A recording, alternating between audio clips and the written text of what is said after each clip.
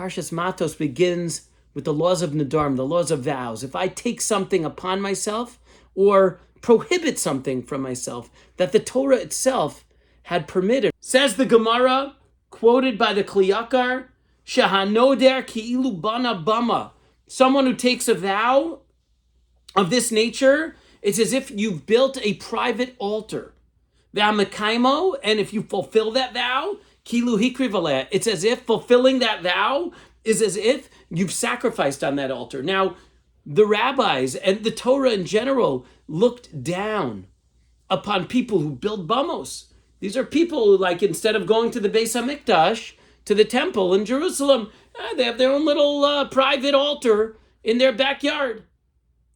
Right? So they're being porish min hatzibor. They're taking themselves away from the community. Why would the mitzvah, literally it's a mitzvah brought down to make a vow, to have nedarim. There's a whole masechta devoted to nedarim, and yet clearly the Gemara is speaking about it in a derogatory fashion.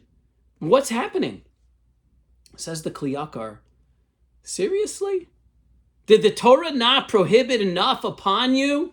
Are all the laws of kashrus, all the laws of Shabbos, all the holidays, the Yom Tov that we have to take off from work, all of the various things, shadnis, all sorts of isurim, prohibitions that we have, that wasn't enough? You need to add another one? You need to make a vow that you'll never eat sushi again, or you're going to, vow that you'll never have, this. That's ridiculous. You know what you're doing? You're making a bama. It's yuhara. It's spiritual arrogance. You're saying the entire communal context, the religious community that HaKadosh Baruch Hu prescribes in the Torah is not enough for me. I need more. I need to show people that I can do more, or that I'm going to take on more things to take myself away from, or more things to actually do over and above davening 3 times a day, putting on tefillin. I'm scaring everyone with all these things. We have a lot already. Baruch Hashem, 613 mitzvos, thousands of derabanans. And now you're going to go and you'll fulfill that vow? It's as if you're literally sacrificing on that private altar. Hashem doesn't want that. Hashem wants us to be united.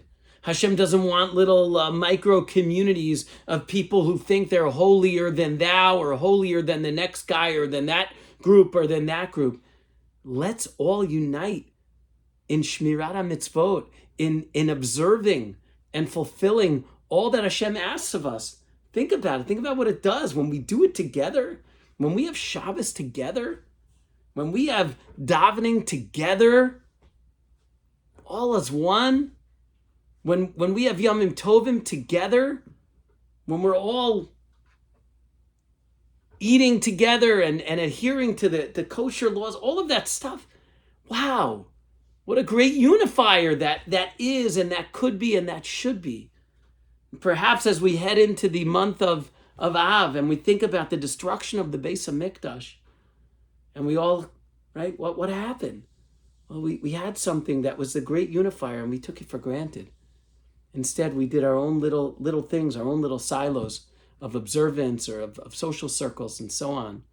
May we all be zoche to come together to serve God b'levav shalem, with a full heart of unity and pride in what Hashem has already given to us, that we can keep and be proud of. Have a wonderful, wonderful Shabbos.